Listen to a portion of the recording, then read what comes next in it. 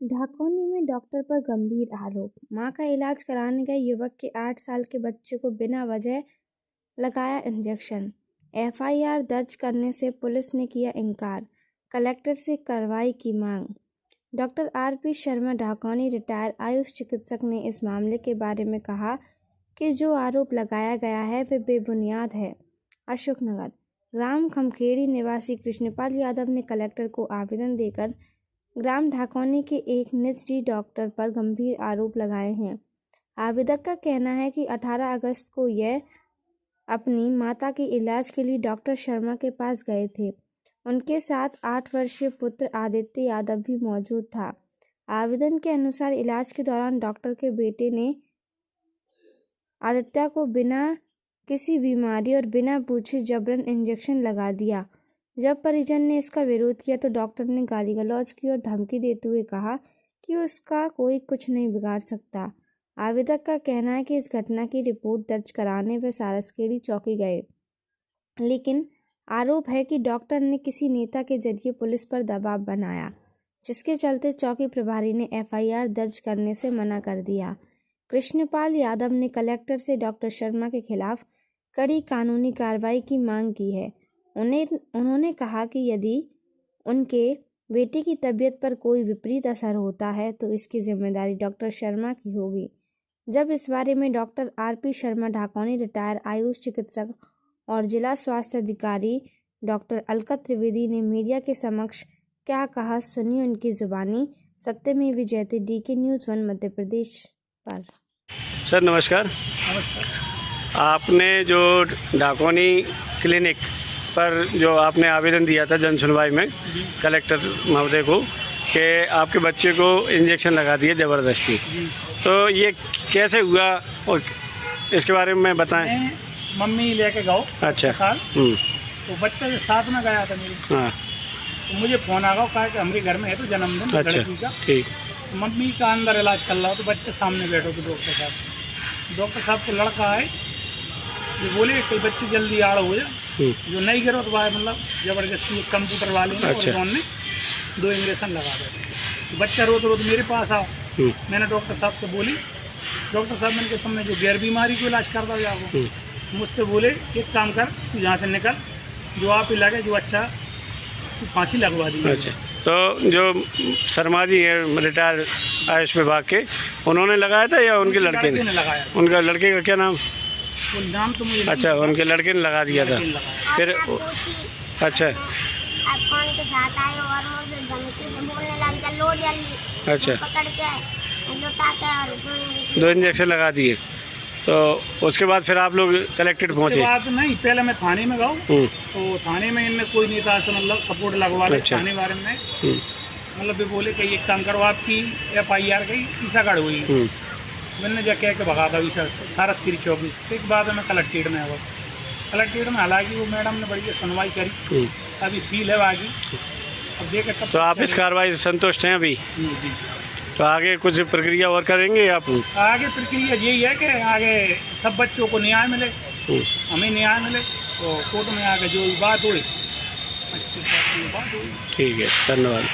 नमस्कार डॉक्टर साहब। नमस्कार। नमस्कार साहब। नमस्कार। आपका नाम क्या है? मेरा नाम डॉक्टर आरपी शर्मा है।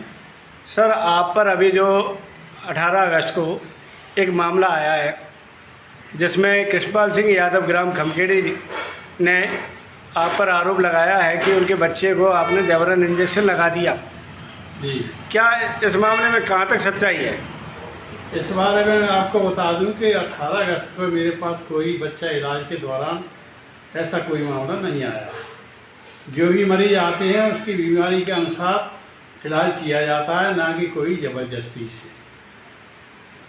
मेरे द्वारा आयुष विभाग में 30 वर्षों से ढाकोनी केंद्र पर सेवा देकर रिटायर हुआ हूँ और लीगल तरीके से कार्य कर रहा हूँ।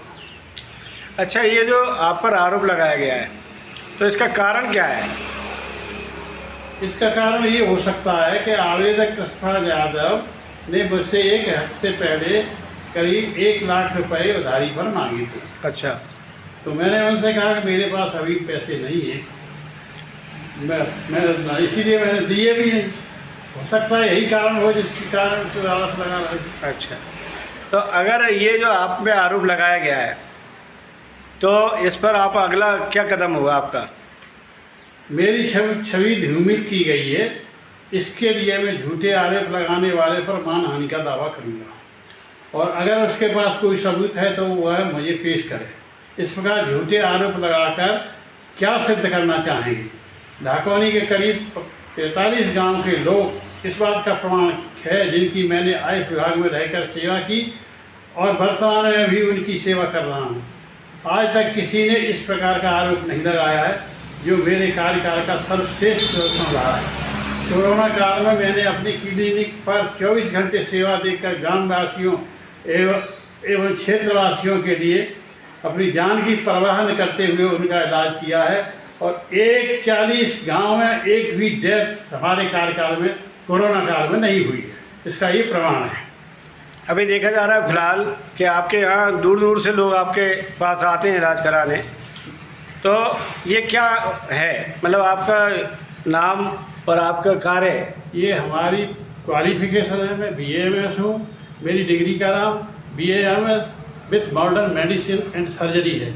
उसमें आयुर्वेद एवं मॉडर्न चिकित्सा प्रणाली का हवाला आता है, वो सब मैंने पढ़ा है। तो दोनों चिकित्सा प्रणाली के द्वारा हम इलाज करते हैं, तो इसलिए हमें सफलता मिलती है। इसलिए लोग बहुत दूर दूर से यहाँ इलाज कराने के लिए आते हैं। तो आपका क्लिनिक का रजिस्ट्रेशन होगा?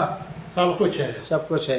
तो यहाँ प्रतिदिन कितने मरीज आते हैं इलाज कराने? यहाँ प्रतिदिन करीब 50 मरीज तो आ ही जाते हैं। कोरोना काल में तो 2 से 250 मरीज आया था हमारे पास, और ऐसा नहीं हमने बगल में बैठाल के उनका इलाज किया है, हाथ पकड़ के नाड़ी देख करके इलाज किया है। क्या बात है, वैसा नहीं किया हमने। ठीक है। बहुत आवेदक के द्वारा जो आवेदन दिया गया है तो उसके बाद स्वास्थ्य विभाग की कोई टीम आपके यहाँ आई? जी आई, BAMS साहब आए थे। अच्छा।